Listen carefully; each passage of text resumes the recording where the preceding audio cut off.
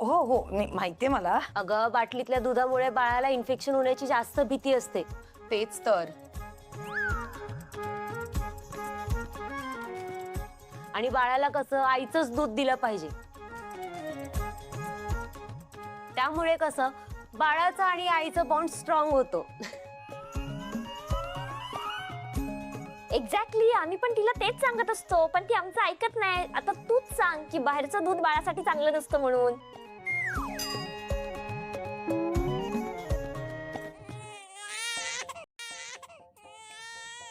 अगं तेजस्वी, बाळ किती रडतंय, तू आधी घे बरं तिला.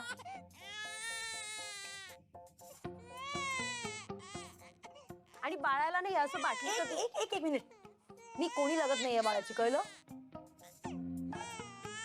ही मुलगी बाहेर रस्त्यावर पडली होती, तिकडनं उचलून आणलंय तिला मी.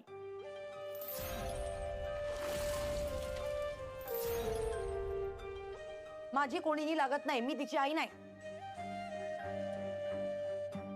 आपलं पिरपिर पिरपिर वगैरे आई आई आई.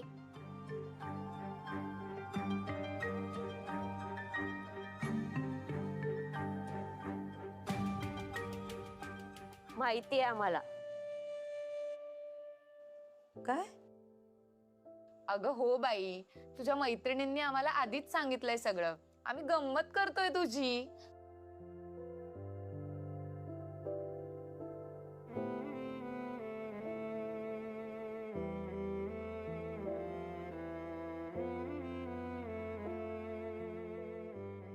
कशी गई, पण बाळ गोड आहे एकदम. आता काय बोललीस तू तेजा?